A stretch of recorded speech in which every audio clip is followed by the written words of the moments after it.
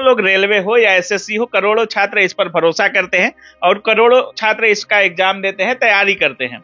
आपको नहीं लगता इतना बड़ा आंदोलन हुआ, वो डिजिटल मीडिया बोले या पेपर वाले बोले या बड़े बड़े न्यूज चैनल्स बोले, हर जगह ये बातें चल रही हैं, एसएससी रिफॉर्म हर जगह छाया हुआ है अभी।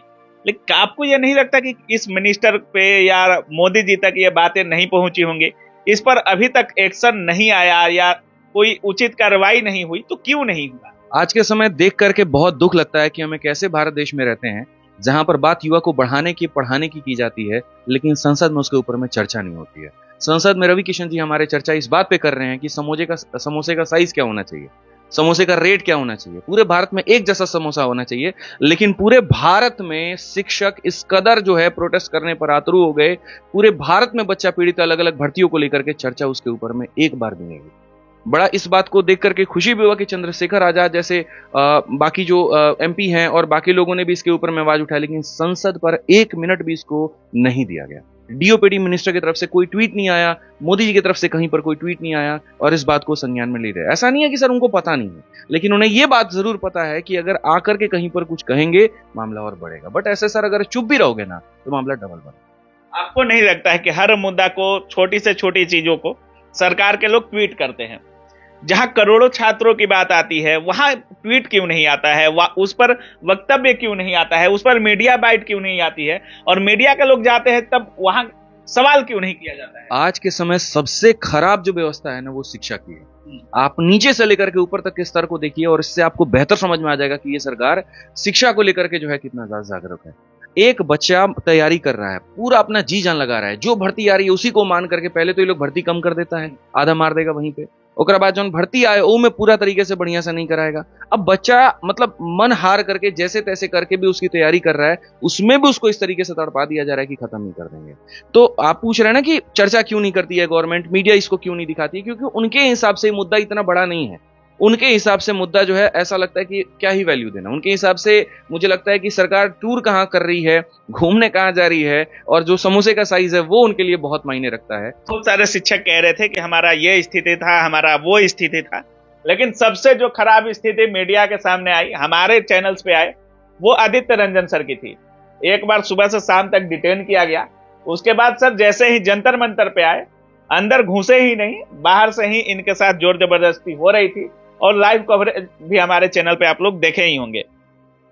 मारा भी गया है आपको?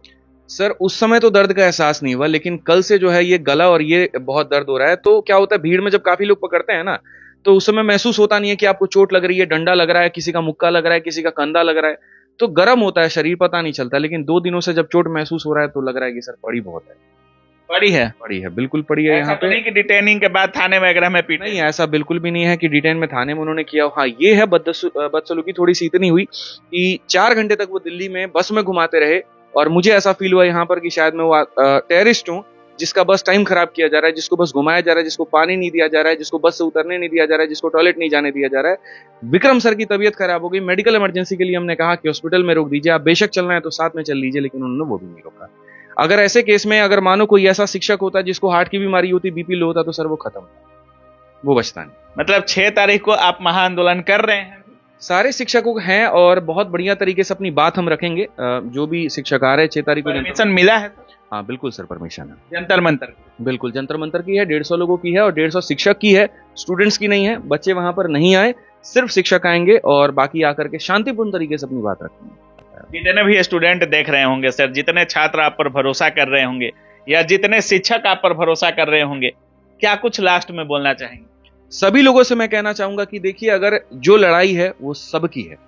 आज अगर कोई बच्चा पढ़ रहा है ना, तो ये मान करके चलिए कि सिर्फ वो आपको गुरु नहीं मान रहा है, वो आपके अंदर में एक आपको बड़ा भाई भी देखता है, वो आपके अंदर में एक मेंटर देखता है, वो आपके अंदर में एक गुरु से लेकर के परिवार भी देखता है आपके अंदर में कि हाँ ये मेरा परिवार है। जब वो कोचिंग में घुसता है ना तो उसको ये फील नहीं होता है कि हम कहीं पर खाली पढ़ने हैं, उसको ये लगता है ये मेरा घर है। जिस बेंच पर वो बैठ करके पढ़ाई करता है, उस पर अपना नाम लिखता है, उसको लगता है कि यही मेरी जगह है।